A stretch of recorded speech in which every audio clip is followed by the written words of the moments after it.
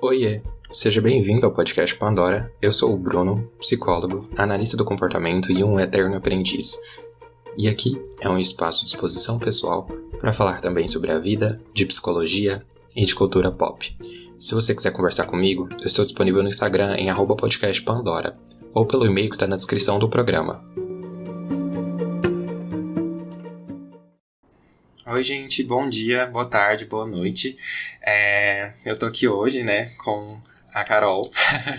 É difícil pensar em chamar ela, não chamar ela de professora, não chamar de Ana Carolina, chamar de uma maneira mais formal, porque eu fui aluno dela na graduação. Tive esse prazer de aprender ali com ela, e hoje tô aqui também num momento muito especial em que ela tá participando do Pandora. E dentro das sugestões de temas ali que a gente conversou um pouquinho para abordar, eu achei que seria interessante trazer uma pauta nova, um tema que eu ainda não explorei aqui, que eu tenho interesse, que eu estudo também, que é sobre a IBTC, né? E assim, a gente vai falar um pouco mais disso para IBCT, né, na verdade, falar um pouco mais disso para a gente poder explicar o que é e tudo mais, o que é essa terapia. Mas antes de tudo, né? Obrigado por ter aceitado o convite, Carol. E quem é você na terapia? Eu que agradeço, a participação, o convite. É uma honra, estar aqui junto de você e de tantas pessoas que já passaram por aqui. Então vamos lá, É difícil responder essa pergunta também quando me fazem quem é você, na terapia. Sim. Bom, então você quer que eu fale um pouquinho da minha jornada, é isso? Isso, pode falar da sua jornada, da sua formação, o que você achar interessante para essa conversa. Ok. Bom, eu tenho mais ou menos 21 anos, de formação, de formada, e nesse período todo, nessa trajetória, eu passei por várias áreas das terapias comportamentais, consegui transitar bem ali na primeira, segunda e terceira geração, mas dentro das contextuais, eu já tive contato com isso bem no finalzinho do curso de psicologia, sob orientação do professor Luc Vandenberg, ele que nos apresentou. Naquela época o Brasil não falava disso, era ali anos 2000, Sim. a gente tinha nada em português, só em inglês praticamente, quase nada em espanhol, e ele trouxe essa proposta no nosso estágio final de curso, em que ele apresentava um pouco da FAP, da ACT, da DBT e da IBCT. Então a gente comecei esses estudos ali, e fui me encantando mesmo pelas contextuais, que também eram muito recentes, estou falando de 2000, e elas surgiram em 87, 88. Acho que o primeiro texto da IBCT, se não me falha a memória, foi de 1988, quando eles propuseram esses elementos da aceitação e mudança. Então, desde lá, de lá para cá, eu vim me aprofundando nas contextuais, de uma forma geral, passando ali muito pela FAP, meu mestrado foi direcionado muito para a FAP, alguns aspectos da DBT, porque foi com o Boder, depois eu fui me aprofundando na ACT, foi chegando demandas de casal e eu também fui me aprofundando nesses estudos. Então, nesse tempo todo de clínica e de docência também, eu não tenho o mesmo tempo de docência do que de clínica, eu tenho mais tempo de clínica. Eu fiquei um período fora da sala de aula por questões de saúde, então eu tenho menos tempo em docência. Mas, enfim, fui me aprofundando e atendendo muitos casais. E aí eu atualmente trabalho mais com ACT-DBT, muito em demandas individuais, e faço muito BCT com casais. É interessante notar que, por exemplo, desde que começou a pandemia até aqui, eu tenho notado uma procura muito interessante na terapia de casal. Eu faço isso há alguns anos, mas era uma procura muito esporádica, Uhum. das pessoas pela terapia de casal, muito mais do que o atendimento individual. Então, eu tenho notado esse crescimento, por várias razões óbvias que a pandemia trouxe. E isso é um pouquinho de mim, Eu atuo como psicóloga clínica comportamental desde 2001. Já comecei na docência em 2002, ainda estava fazendo a minha especialização. Logo em seguida fiz meu mestrado, continuei um tempo na docência, depois isso na clínica também, parei uns anos na docência, que estava meio difícil ficar em pé em questões de dores que eu sentia, e voltei em 2017 para a docência universitária de pós-graduação, né, e continuei esse caminho, e a IPCT é um dos temas que eu dou aula, na pós-graduação principalmente, né, na graduação eu dou só uma pinceladinha, né, dou só o gostinho para as pessoas quererem conhecer, Sim. E é mas é muito uma bom. matéria que eu dou aula também na pós-graduação. Aí é muito bom, assim, eu queria até entender um pouquinho do que te aproximou, assim, das terapias comportamentais, porque desde o início elas estiveram, assim, dentro da sua formação ali, dentro do seu, da sua busca, assim, enquanto profissional, e por que, assim, te atraiu tanto?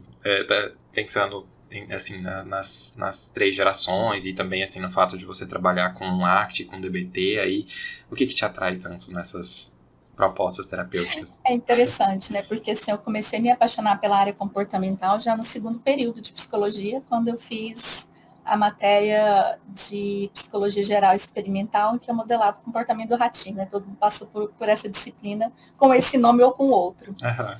E aí ali eu pensei, nossa, isso aqui é científico. Até então eu estava assim um pouco chateada, porque eu esperava algo da psicologia e eu comecei, claro que eu estava no primeiro e segundo período, e eu pensava, nossa, mas isso aqui tá umas matérias ali voltadas para a psicanálise, aquelas introdutórias, e eu achava aquilo assim meio, parece que não, eu tinha a sensação de que não ia ser eficiente. Uhum. E olha que eu estava assim no comecinho. E quando eu vi aquilo, eu pensei, nossa, é isso aqui que eu preciso estudar. Quando eu comecei a ver o ratinho sendo modelado, eu comecei a estudar várias pesquisas, e assim, né? Meu interesse começou muito lá atrás, e toda a minha formação durante a psicologia se voltou muito para isso. Embora, claro, que eu fiz todas as disciplinas, mas eu fui uma aluna de monitoria, de laboratório de pesquisa da universidade, de fazer experimentos. E aí, lá na frente, eu tinha certeza de que eu queria construir esse conhecimento para chegar na clínica. Mas até então, o que eu conhecia mesmo era a aba, né? Eu tinha feito pesquisa nessa área. Quando eu fiz algumas matérias de terapias comportamentais na época, eu estudei um pouco da terapia analítico-comportamental, que também me encantei, né? E quando eu fui para o estágio, realmente foi uma novidade muito interessante, porque o professor Luque, ele é uma pessoa que publicou demais, né, ao longo desses anos sobre isso tudo, e ele era o único terapeuta comportamental, eu posso dizer isso, acho que com certeza, em Goiânia, em Goiás, que fazia contextuais e que trouxe isso para o nosso estágio. Então, quando eu vi aquilo no estágio, assim, parece que aí se abriu um mundo maior de encantamento. E aí eu fui me aprofundando ali, né? E tudo em inglês, aquela. Infelizmente eu sabia ler inglês na época, mas assim, era. Nossa, gente, não tinha facilidade que tem hoje Aham. de ter tudo na internet, de você ir lá no Google e pesquisar. Não tinha. A gente ficava à espera de alguns livros, né? Que a universidade comprava na língua inglesa, do Reis, do Kohlenberg. E aí, depois de um tempinho que veio algumas coisinhas em português, e o Luke, nesse esforço, passava para a gente artigos muito atualizados da área em inglês, e aquele mundo ali começou ali. E aí, quando eu terminei a minha graduação, eu já fui fazer especialização em terapias comportamentais, e como o Luke era o coordenador dessa pós que eu fiz também, ele trouxe muita pegada das contextuais e muito da terapia analítico-comportamental. E a partir disso eu pensei, agora eu vou fazer o meu mestrado aprofundando nas contextuais. E aí eu escolhi o tema do Boder, mas do impacto do atendimento ao Boder na pessoa do terapeuta. Ah, que legal. E aí eu abordei um pouco o FAP e DBT, né? E aí nesse período eu aprofundei muito nas contextuais. A gente nem chamava dessa forma, né? Porque eu estou falando, eu terminei meu mestrado em 2005. Então a gente nem chamava de contextuais, nem de primeira, segunda, terceira geração. Tudo, cada grupinho ali estudando e a gente estudando, passando um olhar assim todas, né? De forma que cada vez que eu lia, mais eu me encantava. Cada curso extra que eu fazia, mais aquilo me brilhava os olhos. E foi assim desde aqui, né? Eu continuo fazendo cursos que me chamam muita atenção, lendo os livros novos que saem, principalmente hoje, né? Eu foco muito em arte, TBT e IBCT. Sim. Não foco mais tanto em FAP como há muitos anos atrás. Sim, entendi. Não, maravilha, assim. E, assim, já entrando dentro da pauta, assim, mais especificamente, quando a gente fala da terapia comportamental integrativa de casais, né, ou IBCT, o que é ela, assim, qual que é a proposta dela? Eu posso te responder isso falando um pouquinho da história, Por para a favor. gente entender por que ela chegou com Sim. esses elementos, né, de aceitação e mudança. Uhum. Porque eu tenho ali, no finalzinho dos anos 60, o primeiro manual de terapia comportamental para casais.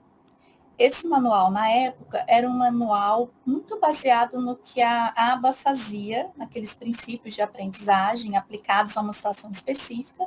Foi feita uma leitura mais ou menos semelhante para a situação do casal. E naquela época, eu tinha um foco excessivo, e claro que pelo contexto histórico, em mudança comportamental. Então, a principal estratégia que a gente tinha para mudar o comportamento do casal, que era problemático, primeiro era identificar o que era o problema, e segundo, era mudar esses padrões comportamentais problemáticos, que causavam problemas ali na relação. E uma das hipóteses que lá no começo da terapia de casal comportamental se levantava é que os problemas do casal, eles se deviam ao desequilíbrio de reforçadores. Eu tinha um membro do casal que obtinha mais reforçadores do que o outro, às custas do outro. E que esse desequilíbrio de reforçadores era um dos principais causadores dessa insatisfação e das brigas que aconteciam no casamento. Partindo disso, que eles entendiam como um problema no casamento, eles então propuseram uma técnica que é o intercâmbio comportamental, em que o terapeuta basicamente trabalhava esse ajuste de reforçadores. Ao trabalhar esse ajuste de reforçadores, era priorizado a mudança. Então, cada um era convidado a dizer o que não gostava no outro. O que era problema na relação? E os dois apontavam o que não gostavam no outro. E o terapeuta fazia uma intermediação para que eles esclarecessem ali juntos quais eram os objetivos terapêuticos de mudança, e ambos trabalhavam por essa mudança. Só que essa mudança era feita a partir de uma troca de comportamentos, por isso a gente chama de intercâmbio comportamental. Então, por exemplo, eu tinha uma situação em que, um exemplo hipotético, em que a esposa reclamava que o marido deixava a toalha na cama molhada e não guardava. Por outro lado, ele reclamava que gostaria de chegar do trabalho com, sei lá, uma jantinha pronta para ele. Aí eram feitas listas de coisas assim, que um se queixavam do outro, e o terapeuta, então, organizava essa troca de reforçadores. Exemplo, a partir desse exemplo, para ficar mais claro. Exemplo, então, eles concordavam, e eu estou dando um exemplo de uma forma um pouco tosca, mas só para entender a ideia, tá? Que Tudo era bem. assim, ok, eu me comprometo a deixar a janta pronta, desde que você se comprometa a não deixar a toalha jogada na cama, ou que você se comprometa a recolher o lixo e colocar lá fora. Eram coisas Uma assim. troca, né? Uma negociação. Uma troca. Exatamente. E o terapeuta fazia essa intermediação entre eles. Se a gente for pensar, né, do ponto de vista de melhoras a curto prazo, a gente tinha muitas melhoras a curto prazo. Porém, em estudos mais longos, eles começaram a perceber que essas mudanças, elas aconteciam, eram muito eficientes, né, para uma mudança rápida de comportamento, mas que quando era feito um follow-up maior, de sei lá, 2, 3, 4 anos, eles percebiam que esses resultados não se mantinham. Então, eles começaram a pensar que talvez eles estivessem dando um foco excessivo na mudança de comportamento. Eis que nesse meio tempo surge a terapia cognitivo-comportamental. Surge a terapia cognitiva com aqueles princípios de pensamentos disfuncionais, né, que faz parte lá da segunda geração. E essa ideia foi trazida, essa filosofia foi trazida também para a terapia de casal. Então, em 1975, Jacobson faz uma releitura desse primeiro manual, né, que nem foi publicado por ele. Ele fez uma releitura e publicou um manual de terapia cognitivo-comportamental para tratar o casal. E o que ele fez? Ele manteve essas técnicas comportamentais que se centravam nesse intercâmbio comportamental e também, né, fui falar do intercâmbio e não me referi ao outro pacote de técnicas que consistia em mudar os padrões de comunicação que não eram assertivos, que eram essas trocas aversivas ali de interações verbais entre o casal. Então, ele pega essas ideias, traz esse pacote de técnicas comportamentais desse manual, desse primeiro manual, que era essencialmente comportamental, continua utilizando o intercâmbio comportamental, técnica de resolução de problemas e técnicas de comunicação entre o casal, mas ele insere, em 75, a ideia de que o casal também, ao longo do relacionamento, construía crenças disfuncionais um sobre o outro. E se isso acontecia, eu precisava, então, trabalhar essas crenças também. E aí, então, eles ficam um tempo trabalhando com a TCC, para terapia de casal.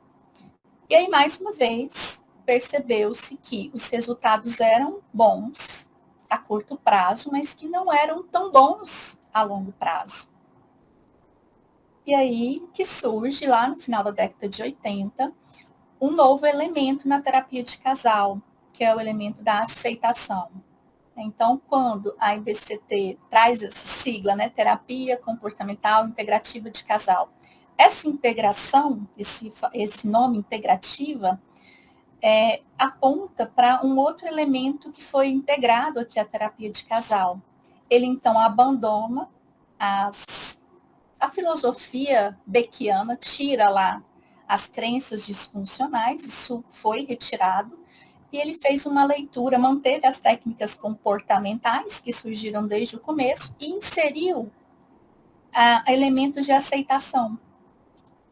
Então, agora eu estava trabalhando com essa dialética, isso em 1988, né, que é a data do primeiro artigo, em que ele vai relatar esses resultados de pesquisa na clínica, mostrando que as duas anteriores eram muito eficientes para mudanças a curto prazo, mas que essas mudanças não se mantinham ao longo dos anos do casamento.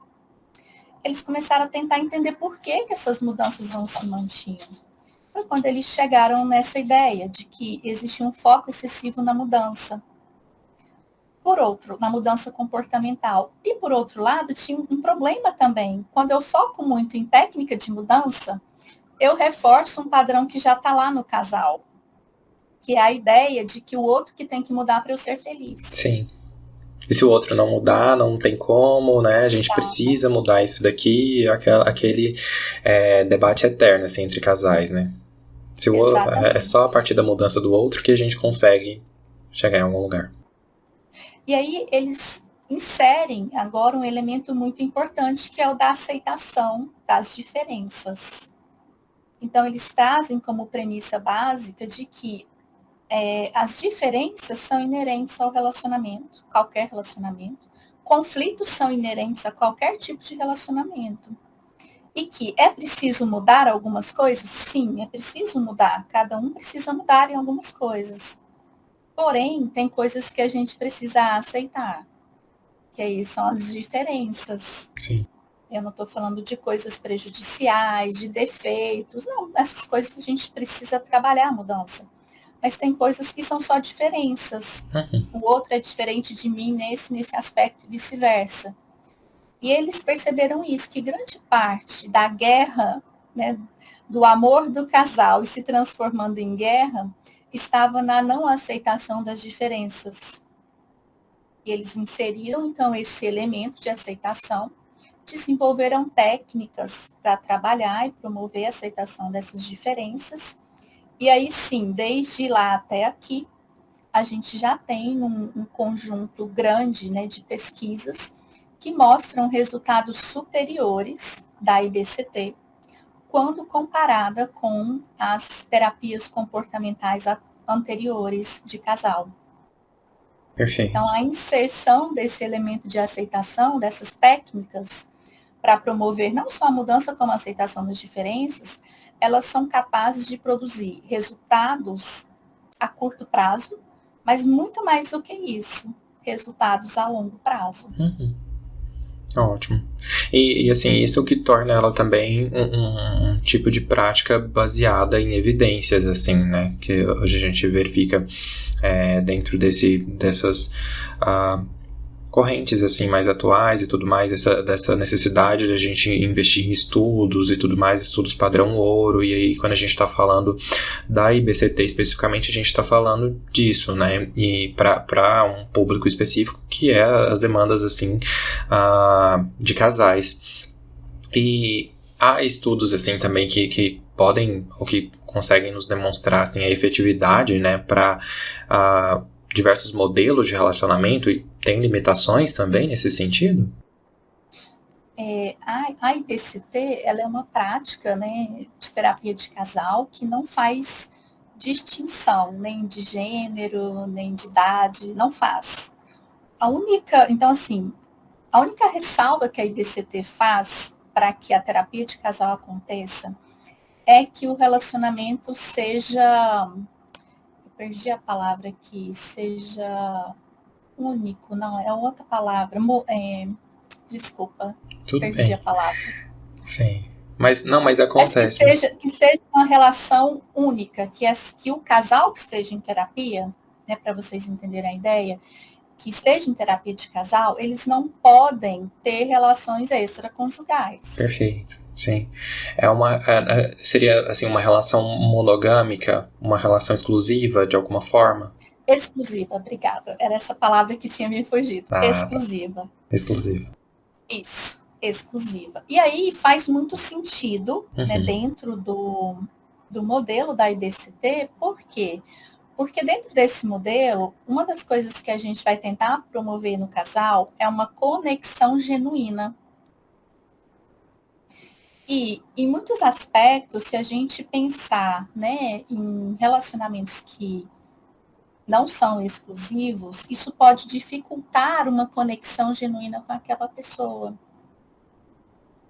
Então a IBCT faz um pouco dessa ressalva, né, de que é importante que esse relacionamento seja exclusivo. E mais ainda, vamos lá, se eu estou falando é um pouco diferente se eu estou falando de um casal que tem um relacionamento, por exemplo, aberto e ambos concordam. O que eu estou falando se aplica, por exemplo, a casais que têm relacionamentos extraconjugais e o parceiro não sabe. Isso dificulta muito a conexão genuína. Sim. E faz parte, né, de uma das intervenções que a gente faz, trabalhar para que essa conexão genuína aconteça, e a honestidade é uma delas. Não importa qual fator, eu posso estar falando de traição afetiva, posso estar falando de traição financeira ou de outros tipos de mentiras. Então, quando tem o tema mentira, independente de qual área que essa mentira afeta o casal, é um dos objetivos que a gente vai trabalhar na IBCT, para promover essa conexão genuína. Perfeito. Entendi. E assim, há toda uma estrutura, né? Uma metodologia ali específica de como ela funciona, de como esse processo terapêutico, assim, da IBCT especificamente, ele é organizado para para ser esse padrão, né, que é. E como que funciona, assim, porque tem o momento inicial e tudo mais, assim, das entrevistas, né, que são feitas juntos, assim, o casal, separadamente, até para seguir o protocolo, né, e esse protocolo, acho que é o que faz com que dê certo, mas, assim, por que, né, precisa dessa estrutura? Como é que como é que ela funciona também? Como ela funciona. Essa estrutura, ela é muito interessante, né? As 4 primeiras sessões são sessões que fazemos para avaliar o caso. A gente vai coletar informações, aplicar questionários, para chegar a uma formulação, né, uma hipótese que explica a problemática daquele casal e, a partir disso, traçar o plano de intervenção, né, que é o principal objetivo da formulação de caso, seja em BCT ou nas demais terapias comportamentais. Então, como se estrutura esse processo de avaliação dentro da IBCT? A primeira sessão, ela é feita em conjunto, né, em que o casal vem para a entrevista clínica e a gente vai investigar qual o motivo, né, da queixa, o que traz esse casal, a terapia, o que eles precisam mudar, enfim, o que os trouxe até mim. E aí, nessa entrevista, eu vou conduzindo com várias perguntas envolvendo queixas, quando o problema começou, como a gente faz na terapia individual, só que ali a gente vai ter, né, duas pessoas que vai estar falando sobre o relacionamento. Então, à medida que eu vou perguntando, eu também vou observando coisas que estão acontecendo ali diante de mim, padrões de comportamentos, quem fala primeiro, quem fala depois, qual o padrão de interação, de comunicação que eles têm. E ali você já começa a construir algumas hipóteses de como esse casal se relaciona. Uhum. Ao final dessa sessão, é explicado para o casal que a terapia, esse início da terapia, é um início mais de avaliação do caso. E que a gente, então, teve essa entrevista conjunta, mas que nas duas próximas sessões, essas sessões de avaliação serão feitas de forma separada. Então, nas duas próximas sessões, vem um, depois o outro. Uhum. Nessas sessões individuais, é que a gente aplica os questionários. Então, eu tenho 2 questionários que aplico nessas 2 sessões para cada um. Um questionário é o de satisfação conjugal. Esse vai ser um questionário muito importante, porque além de avaliar o nível de satisfação de cada um no casamento, o grau de felicidade, aí tem lá uma notinha que ele, né, coloca numa escala Likert de como ele se sente. Tem algumas perguntas abertas ao final do questionário. Essas perguntas abertas são essenciais, principalmente 2 perguntas que falam sobre violência. Por exemplo, nas 2 últimas semanas, houve algum histórico de violência? Então, eu quero identificar ali a violência nesse casal. Outra questão importante, se teve histórico de traição no casamento. E tem outras perguntas abertas que também mencionam, pedem para ele relatar como foi na última semana, se houve uma interação positiva entre o casal. Como foi essa interação? Qual foi a interação mais difícil que eles tiveram ao longo da semana, até vir para a terapia, para a sessão individual? Eles respondem esse questionário, a gente conversa um pouco sobre o que eles responderam nesse questionário, e a gente aplica também o outro questionário, que é o questionário de áreas problemáticas. Esse questionário também tem a função, né, de identificar o que vai ser central na terapia. Então, vem ali coisas como o lazer, que nota que eles dão para o lazer, entre satisfeito e totalmente insatisfeito. Aí tem uma escalazinha que eles marcam, né? Questão financeira, o que é o problema, quais os temas que são mais, que acontecem com maior frequência nesse casal, que são problemas. Pode ser financeiro, parentalidade, lazer, uma série de coisas. Em que eles estão satisfeitos, em que eles estão insatisfeitos. A partir desse questionário, a gente pede para eleger 3 áreas que são prioridades para cada um, em ordem hierárquica. Eu acho que o primeiro que tem que ser tratado é esse, depois esse, depois esse. A gente conversa sobre os questionários e sobre coisas que eles quiserem trazer de relevante. É comum nessa sessão individual que às vezes eles tragam coisas que eles não tiveram muita coragem de falar na frente do outro. E a gente escuta, coleta essas informações e tem uma visão geral de como que tá esses aspectos para aquela pessoa.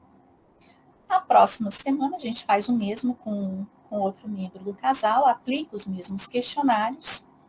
E então, na quarta sessão, a gente explica que na quarta eles virão juntos e que eu darei um feedback sobre o que foi observado nessas 3 sessões, tanto nas entrevistas quanto nos questionários. Aí é o momento que a gente discute o que cada um marcou no questionário, o que cada um levantou como problemático, e a nossa visão como terapeuta, do que até ali a gente identificou de problemático, do que precisa ser modificado, e o que do nosso ponto de vista, precisa ser a prioridade na terapia, levando em conta, é claro, o que eles trouxeram como prioridade. Então, é o momento que eu dou um feedback se essa terapia de casal é possível ou não e qual é o caminho que a gente vai percorrer. Quando eu falo se ela é possível ou não, é porque tem um item específico no questionário que já exclui a terapia de casal, que é a questão da violência doméstica. Isso. A pessoa marcou ali violência doméstica, a gente conversou a respeito, então a terapia de casal vai se encerrar no processo de avaliação. E o que será feito então? Esse casal vai ser direcionado para as terapias individuais. Geralmente, a gente acolhe a pessoa, a vítima, né, a pessoa que está sendo vítima de agressão, como terapeuta individual, caso a pessoa queira continuar com a gente na terapia individual. E para quem faz terapia individual também, né, tem pessoas que só atendem casais, e a gente faz um encaminhamento para o agressor, para que ele também se trate. E a gente explica isso para o casal, que não é possível levar adiante a terapia de casal enquanto tem agressão. E o processo de terapia de casal encerra ali. Não tendo história de violência, a gente dá o prosseguimento na terapia com essas diretrizes do que foi observado, do que são os objetivos terapêuticos, o que precisa ser melhorado, o que é central naquele casal. E a gente define que a partir dali a gente já começa as nossas intervenções. É quando você me perguntou como fica a estrutura agora do tratamento. Aí vai depender muito, porque eu tenho ferramentas de aceitação e ferramentas de mudança. E a grande questão é essa. Eu começo por onde? Eu começo pela aceitação ou eu começo pela mudança? E esse é um grande questionamento, mas que a gente tem algumas diretrizes também sobre como e quando começar. Se eu estou falando, por exemplo, de um casal que tem um problema muito específico, muito pontual, um casal que tem pouco tempo juntos, que os problemas não são tão complexos, que você percebe que já tem, que ainda tem a aceitação das diferenças, eu já começo logo por intervenções de mudança, porque vai ser muito efetivo e o processo vai ser até relativamente rápido. Porém, né, não geralmente esse tipo de casal, pelo menos para mim, é um pouco raro. Geralmente chegam casais de outro jeito, que são os casais com problemas muito complexos, com problemas de não aceitação das diferenças. Aqueles casais que estão em guerra, Sim. que geralmente estão há muito tempo juntos ou há pouco tempo juntos, mas com uma relação caótica. Para esse tipo de casal, a IBCT recomenda começar por intervenções de aceitação e, aos poucos, introduzindo intervenções de mudança. Por quê? Se eu começo direto com mudança para esses casais, eu reforço neles esse padrão de guerra, de que você que tem que mudar, de apontar o dedo na cara um do outro. Então, é como se fosse assim, olha, eu preciso, aí eu lido com essa dialética também, eu preciso promover um pouco de aceitação das diferenças para que eles mudem. Por outro lado, se não houver a perspectiva de mudança, eles também não aceitam. Uhum. E mais do que isso, quando eu trabalho a aceitação, eu já estou promovendo mudança. É importante pensar nisso também, porque Sim. aceitar é mudar. Sim. É mudar o modo como a gente lida, né, com os problemas. Então, eu tenho essas diretrizes gerais e que a nossa decisão terapêutica vai depender muito do que a gente fez, desse processo detalhado, né, de coleta de dados, que culmina ali na formulação de caso. E aí eu vou decidir se eu começo por aceitação ou se eu começo pela mudança. E explico para o casal por onde eu pretendo começar e por que eu pretendo começar por esse caminho. Aí nós temos hoje um manual traduzido, que é um manual que a IBCT recomenda utilizar na terapia de casal. Infelizmente, ele foi traduzido há uns 2 ou 3 anos, que é o livro de diferenças reconciliáveis. Ele é um manual de autoajuda, mas que é um manual que foi feito para usar na terapia de casal. Então, o casal é convidado a comprar esse livro. Esse livro ele se centra ali no começo muito nas intervenções de aceitação dessas diferenças. E aí a gente vai fazendo a leitura do manual. Eles leem em casa, fazem as tarefinhas que tem ao final de cada capítulo, trazem para a sessão. A gente vai trabalhar o manual e coisas que aconteceram que cabem no que a gente está trabalhando sessão a sessão. Uhum. Perfeito. E assim, e é interessante porque eu acho que acaba que essa sistematização também, né, ela é uma facilitadora ali desse processo, que ele é complexo, mas ao mesmo tempo é muito lógico, assim, né, principalmente quando a gente estuda sobre TBT e a gente fala assim, parece um paradoxo, né, você tá falando de aceitação e mudança, mas ao mesmo tempo faz muito sentido quando você pensa assim, que aceitar é toda uma nova postura diante daquilo que o casal provavelmente já estava vivendo. E mudar também é uma mudança ali que acontece de uma maneira assim facilitada pelo o terapeuta e tudo mais, na direção assim, de aspectos que podem ser relevantes. E além disso, assim, cada um das pessoas ali desse casal, né, que estão nesse processo terapêutico, elas geralmente são orientadas assim, para um processo psicoterapêutico individual também? Se houver necessidade, sim. Por exemplo, às vezes você está lidando com a pessoa tem um problema grave, que pode ser um dificultador na terapia de casal. Por exemplo, ela sofre de transtorno bipolar, transtorno depressivo, e aquilo pode ser um complicador. Uhum. Então, se essa pessoa não está em tratamento psicológico individual ou até psiquiátrico, dependendo do caso, a gente precisa fazer esses encaminhamentos. Perfeito. Entendi. Senão a terapia de casal fica ali estancada, né? Uhum. Sim. E assim, a gente falou um pouco da aceitação, mas eu queria entrar mais assim nessa parte de como a aceitação, né, a tolerância também e a mudança fazem parte assim de todo esse processo, assim, desse movimento. Sim. Dentro das práticas, né, de aceitação, a gente trabalha inclusive com o casal algumas ideias do que é aceitável e o que não é aceitável. Uhum. Tem coisas que precisam ser aceitas, tem coisas que precisam ser toleradas, tem coisas que não são toleráveis. Então, a gente trabalha com o casal um pouco dessa diferença dessas 3 coisas. Né? Por exemplo, o que não é tolerável, não é para ser tolerado. Agressões verbais, né? Troca de ofensas, desrespeito, gritos. Uhum. A gente deixa bem claro que isso não é tolerado mesmo, não é para ser tolerado. O que eu preciso aceitar? Eu preciso aceitar as diferenças. Exemplo, às vezes eu sou uma pessoa altamente comunicativa, expansiva, e aí o meu parceiro é uma pessoa mais tímida, mais fechada, mais na dele, né? Então, assim, é muito comum encontrar casais muito diferentes. E tem uma questão muito legal nisso, né? Porque, assim, é justamente a diferença que nos atrai. Você tem muita essa conversa ali nos livros e artigos que a gente estuda, né? Geralmente, a gente se atrai pela diferença.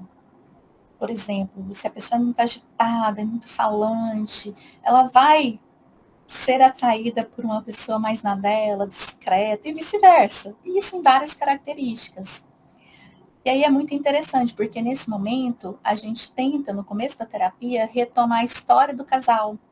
Como esse casal se conheceu? O que te atraía nessa pessoa? O que você gostava, assim, você achava, nossa, né? Que legal, essa pessoa é assim, né? Eu quis ficar com ela, enfim. A gente vai para essa história, porque a gente vai perceber e levar o casal a perceber também que as diferenças estavam lá o tempo inteiro. E que foram justamente elas que foram atrativas. Mas que quando o casamento acontece e a relação vai se estendendo, em muitos casos, essas diferenças começam a se tornar um problema. E aí é quando eles começam a entrar em guerra. né? Pegando esse exemplo que eu dei agora há pouco. Se é uma pessoa expansiva ou está muito discreta? Essa pessoa expansiva com certeza fala muito, quer conversar com todo mundo, é uma pessoa sociável, que gosta de sair. O mais discreto, ele quer ficar mais na dele, ele quer ali ter paz, silêncio, ele não quer tumulto. E aí imagine isso no decorrer do relacionamento, né? Você vai ter uma pessoa que quer muito ficar em casa, uma pessoa que quer muito sair. Isso vai dando problemas. No começo as pessoas acompanham, fazem concessões, depois essas concessões, não vou. Uhum. Não, esse não vai aumentando dos dois lados. E aí esse problema vai intensificando. E que vem em razão dessas diferenças, porque nesse caso eu não estou falando de uma pessoa necessariamente certa ou errada, estou falando de diferenças. Então eu resgato essa história até para ver que as diferenças estavam lá, que elas eram atrativas, e em que momento que isso começou a ser um problema para vocês. Sim. E aí eu resgato essa história toda, porque eu quero trabalhar esse ponto mesmo, de que esse tipo de coisas que eles estão se queixando, muitas vezes, o problema é que eles não aceitam as diferenças mais. Antes elas eram atrativas e agora elas são um problema. Esses pontos que eu coloquei, eles são trabalhados assim, para serem aceitos. Aí eu entro na tolerância. Aquilo que eu não consigo aceitar de diferente, eu consigo tolerar? Então, tem características assim, né? Às vezes, por exemplo, eu tenho um casal lá em que a pessoa é muito acelerada, ansiosa, ativa, e o outro é meio lento. E a pessoa se irrita muito, principalmente a pessoa que é muito acelerada, ela se irrita demais com quem é lento. E às vezes é uma característica que eu não vou conseguir mudar na pessoa. Eu não consigo mudar, tá difícil daquela aceitação, mas eu consigo tolerar. Aí tem estratégias que a gente utiliza para tentar promover a tolerância. Lembrando dessa diferença. Então, eu posso tolerar uma pessoa mais lenta, eu não posso tolerar essa pessoa me agredindo verbalmente, me desrespeitando. Isso não. E, por outro lado, o que precisa ser mudado, por exemplo? Quais as competências ou habilidades que cada um não desenvolveu ou tem em excesso? Aí passa por habilidades de comunicação entre eles. Isso pode e deve ser mudado.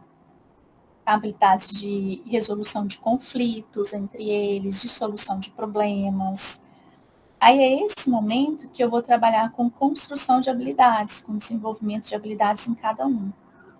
Ou reduzir excesso, se for o caso. Né? Que às vezes eu não estou falando de déficit, estou falando de excesso. Aquele super sincero, né? Não, eu sou sincero, eu sou honesto. Sim. Aí a pessoa não tem filtro nenhum, né, Bruno? Filtro nenhum. Sim. É aquele sincero, assim, que é sinceridade, mas na verdade é grosseria, né? Às vezes até passa do ponto. Aí quando eu identifico esses excessos, então, isso pode ser mudado. Então, a gente vai transitar, né, por esses 3 pontos. O que precisa ser aceito, que são as características do outro, e que inclusive me atraíram. E quando eu levo para essa história, identifico lá, eu até mudo um pouquinho o jeito de ver a diferença. Já começa uma mudança só resgatando a história. Sim, isso é muito bonito. Sim. E o que eu posso tolerar? O que eu não devo tolerar? E o que cada um precisa mudar? E quando eu falo da mudança na IBCT, tem uma coisa que é muito legal, que é diferente das versões anteriores das terapias comportamentais de casal. Que aqui o casal não vai mais dizer o que o outro tem que mudar. O foco agora não é esse. A IBCT mudou isso e foi fantástico essa mudança. Porque enquanto eu estava lá reclamando que o outro não faz isso, não faz aquilo, que ele tem que mudar, eu acabava alimentando ali um padrão de apontar dedo, de relações mais coercitivas e aversivas. Quando a IBCT muda, ela mantém o intercâmbio comportamental lá da década de 60, mas com uma mudança muito significativa. Cada um agora vai ser convidado a pensar em que eu contribuo para que a relação não funcione? Em que eu contribuo? E o que, pensando nisso, eu preciso mudar para o bem do casamento, para o bem do relacionamento? Uhum. E é claro que vai ser muito mais fácil na prática o casal pensar no que o outro faz. É muito legal, porque quando você faz essa pergunta um para o outro, eles chegam, calam. Porque eles passam tanto tempo pensando no que o outro faz que incomoda, que eles têm até dificuldade em perceber, em responder de prontidão, né? O que eu faço que atrapalha o casamento? Muitos falam, até ri, falam assim, não, eu não faço nada, é ele ou ela que faz isso. Não, vamos lá então pensar juntos. Dão um tempinho, eles pensam. Tem que tirar tempo mesmo para pensar, do tanto que é mais fácil mesmo, né? Acusar o outro pela minha infelicidade, por tudo que está acontecendo. Então, essa mudança, né, essa visão que a IBCT trouxe, já inclui a aceitação também, elementos de aceitação e a autorresponsabilização, porque eu deixo de atribuir ao outro a mudança para que eu seja feliz e parto para trabalhar para essa mudança acontecer. Sim. Muda muito, assim, a dinâmica de um contexto ali de culpabilização para a procura de responsabilidades, né? E de autorresponsabilização também, como você bem trouxe, assim, ó, que é muito diferente, assim, e bem menos coercitivo, né?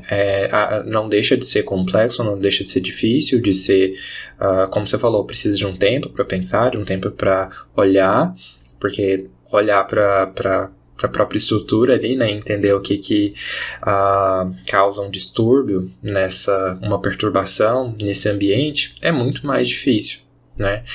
E fazendo isso em conjunto, então, isso em terapia, né, com parceira, se torna ainda um desafio extra, né? Mas eu acho que muitas vezes vale a pena, assim, né, pelo sucesso que a gente está falando, assim, das evidências da IBCT e tudo mais. Eu acho que é interessante, assim, olhar essas perspectivas. E um ponto, assim, que eu queria até trazer à tona para a gente poder orientar, assim, pessoas que estão pensando, né, em procurar e tudo mais. Como é que a gente sabe se eu devo buscar, né, um profissional especializado em terapia comportamental integrativa de casais, ou de casal? Essa é uma pergunta excelente, né? Por quê? Porque na prática, o que a gente muitas vezes vê no consultório em relação à procura dos casais pela terapia, geralmente a terapia de casal é a última tentativa que o casal está fazendo. E isso torna o processo muito mais difícil de ser bem sucedido. Não que ele não vá ser, mas acaba que é um processo que muitas vezes é mais demorado, é mais doloroso, em que a gente tem que trabalhar ali muita comunicação aversiva que eles já têm, que já está bem estabelecido entre esse casal. Então, assim, quando a gente pensa nessa pergunta, eu acho que é identificar o momento, pensando que a gente parte do que a gente se apaixona pelas diferenças.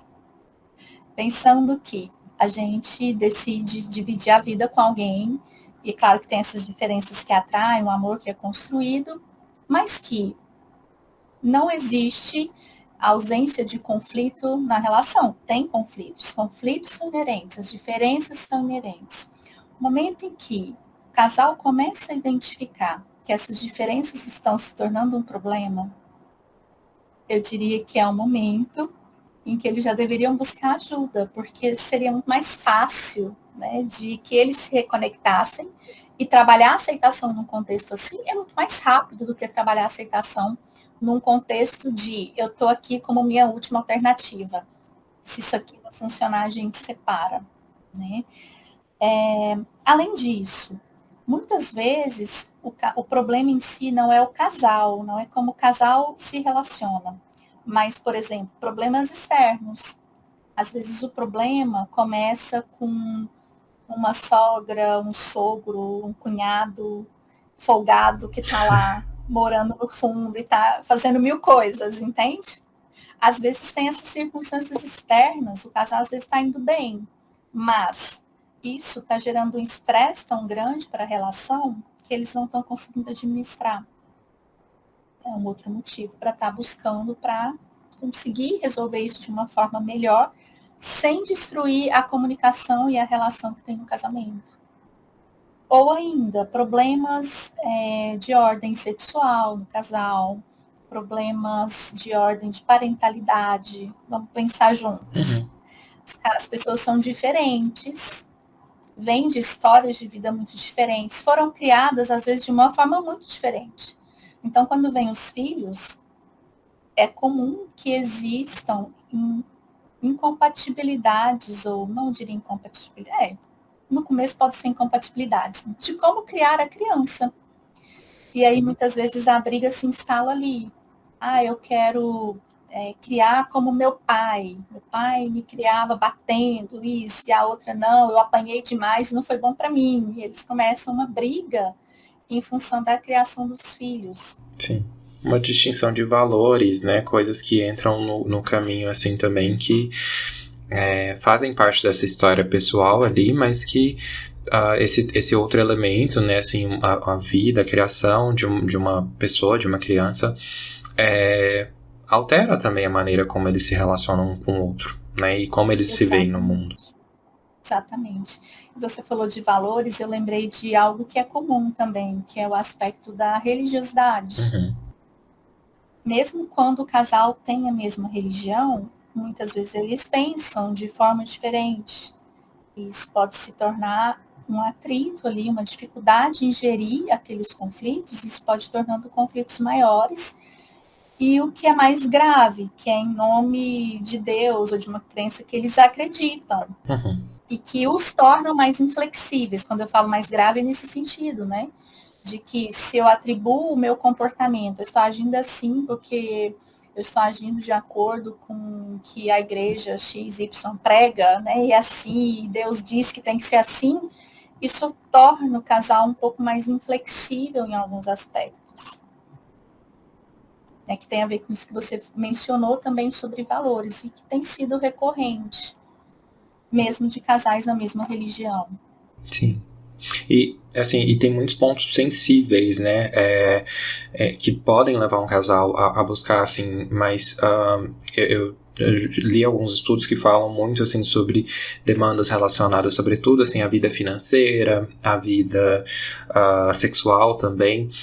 Assim, até trazendo uma perspectiva sua, eu sei que talvez você possa também falar de uma visão mais ampla, mais abrangente, assim, mas tem pontos mais não sei se tendenciosos, assim, que fazem com que os casais busquem, assim, conflitos específicos que aumentam a probabilidade, assim, dentro da sua experiência?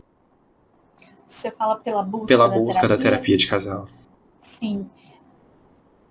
Na minha experiência, eles vêm muito em razão de comunicação. Estancada, brigas, né? Eles começam discordando, e aí isso vai evoluindo, e daqui a pouco eles não conseguem mais conversar. Eles começam, abrem a boca, o outro já está gritando e vice-versa. Ou já com intolerância. Então, isso é muito comum. Então, eles vão ali, não necessariamente dizendo, estamos com problemas de comunicação, né? Mas eles vão ali, não, a gente está aqui porque a gente está a ponto de separar, e a gente já tentou várias coisas e nada resolveu. Ou é aqui ou a gente se separa. E quando a gente vai fazendo o processo, na própria entrevista inicial, você vai percebendo como a comunicação é um problema. Porque eles começam muitas vezes, a maioria, né, começa falando assertivamente. O que te trouxe aqui? O que você acha? Aí um fala, aí o outro discorda, eles começam a brigar ali. Que é exatamente o que eles fazem fora. Então, esse problema de comunicação é bem sim. E eles não chegam muitas vezes, o nosso problema é comunicação, né? Nosso problema é que a gente não está feliz, é muito assim. E quando você vai ver, eles não conseguem falar de nada. Entendi. Sim. Se for falar, sei lá, do governo X, eles já estão brigando, sabe? Assim, uma coisa que eles não precisavam estar brigando, vira uma discussão enorme, e aí entra a família, entra isso, entra aquilo, e eles começam essa discussão. Interessante. E, assim, só uma curiosidade à parte, assim, mas eu venho estudando um pouco também sobre o trabalho do Marshall Rosenberg, e aí você falou de comunicação, eu fiquei pensando, assim, é possível implementar aspectos, por exemplo, da comunicação não violenta ou de outras estratégias, assim, para lidar com a comunicação? Sim, com certeza. Nas contextuais, em geral, né, a gente tem essa visão de, muitas vezes, pegar técnicas de outras áreas e fazer essa releitura na nossa visão ali comportamental, nesse caso, né, incluindo aspectos de mudança ou de aceitação, e trabalhar isso perfeitamente. Ah, que legal. Então, a gente, nas contextuais, isso cabe muito, né, esse ecletismo técnico, não o teórico, mas o técnico. Porque a gente faz essa releitura e a gente consegue pegar, sei lá, uma técnica da psicanálise, por exemplo, fazer uma leitura comportamental e usar aquilo para outro fim. Totalmente nada a ver com que a psicanálise, com o objetivo da psicanálise, por exemplo, ou do psicodrama. Perfeito. Entendi. Assim, eu aprendi bastante. Queria te agradecer, assim, por esse momento de troca, por esse diálogo aqui que a gente teve a oportunidade de realizar hoje. E queria saber se você sente que a nossa conversa também, assim, conseguiu atingir o propósito inicial que eu tinha proposto, né? Assim, trazer essa pauta de uma forma introdutória. Como é que foi para você? Tudo bem? Sim, foi ótimo, foi muito bom, eu agradeço mesmo. Quando você me propôs, eu adorei, né, também por você ter sido meu aluno, assim, uma honra você ter pensado em mim. E quando você me mandou a pauta também, eu achei muito legal, assim, né, eu vi que você tinha me falado, eu não sou terapeuta de casais, mas eu vi que você fez perguntas bem pertinentes, né, levantou pontos bem pertinentes para essa pauta. Eu penso que sim, embora é rápido para a gente falar de coisas tão Sim. complexas, mas eu acho que a gente conseguiu dar uma passada geral, né, para que as pessoas conheçam um pouco da IBCT e para que tenham também curiosidades em buscar um pouquinho mais desse conhecimento. Aí eu deixo essa indicação de leitura, né, da Diferenças Reconciliáveis. Sim. A gente tem alguns artigos publicados em português sobre terapia de casal, que também vale muito a pena para quem está começando. E Ótimo. muita coisa em inglês também, né? Para quem Assim, tem facilidade. sim. Não, mas é muito bom, assim, Carol, ter todas essas dicas e é porque eu acho que elas são uma bússola ali, né, pra gente poder se orientar. E nesse sentido, assim, uma das suas dicas, então, é o Diferenças Reconciliáveis, né? Sim. Tem outros livros, assim, já traduzidos ou algum outro material que você considera, assim, interessante de apontar também? Tem textos, tem artigos do Luke, de terapia de casal, que são facilmente encontrados no Google Tradutor, desculpa, no Google Acadêmico, Aham. né, em português. Você joga lá o nome dele e vai encontrar várias publicações, incluindo terapia de casal. Naquele livro de terapias comportamentais de terceira geração, tem um capítulo da Mara, que dá uma visão geral, inclusive das técnicas de aceitação e mudança. Tem um outro livro de práticas psicoterápicas, um da Capazu, que eu não estou lembrando todo o nome dele agora, eu tenho, mas não estou lembrando o nome. Eu também Um de não. capa dura, publicado há uns 2 anos, que tem um capítulo também sobre terapia de casal, que é bem legal. E essa bússola aí, eu tenho muito material, muitos artigos em inglês, né? Os que eu estou lembrando em português são esses capítulos, né, da Mara nesse livro, do outro eu acho que é da Mara também, esse da capa azul que eu mencionei, e vários artigos publicados pelo Luke em português. A Perfeito. gente tem vários também na língua inglesa, na língua espanhola, tem muito também, né? Tem pessoal também que faz um belo trabalho. E além de leituras, né, aproveitar para quem quiser também seguir nosso canal lá do Instituto de Psicologia Comportamental no YouTube. Nós fizemos recentemente, em março, um encontro de práticas terapêuticas. Foi um encontro gratuito que nós fizemos. E lá eu fiz um pequeno workshop sobre práticas na terapia de casal da IBCT. Ah, que legal. Deu uma palhinha lá de algumas vivências que a gente utiliza na IBCT. Então, para quem tiver interesse, quiser lá seguir nosso canal, do Instituto de Psicologia Comportamental, a gente teve esse encontro, não foi só sobre terapia de casal, foi sobre as contextuais, mas tem lá esse ponto das terapias de casais. Perfeito. E outros canais do YouTube também, né, que a gente encontra. Sim, e vocês estão com a página no Instagram também, né? Sim, nós temos a página também do Instituto de Psicologia Comportamental. Se Maravilha. quiser também seguir a gente, seguir nossos cursos. Perfeito. Não, é isso, assim. E a gente vai aprendendo cada vez mais. Eu queria agradecer mais uma vez a você por ter aberto esse espaço para a gente poder conversar. Como a gente falou antes, assim, quero deixar claro, Carol, que é um momento inicial, mas que eu espero você aqui em outras conversas também. E é isso. Vamos nos despedir dos nossos ouvintes agora. Sim. Muito obrigada, né, por ter me convidado. Pode me convidar que estarei aqui novamente com outros assuntos que interessarem a vocês. E muito obrigada a todos pela audiência, né, por estar aqui nesse momento com a gente de aprendizado. Obrigado, gente. Obrigado a quem ouviu até aqui. A gente vai ficar por aqui. Até o próximo episódio.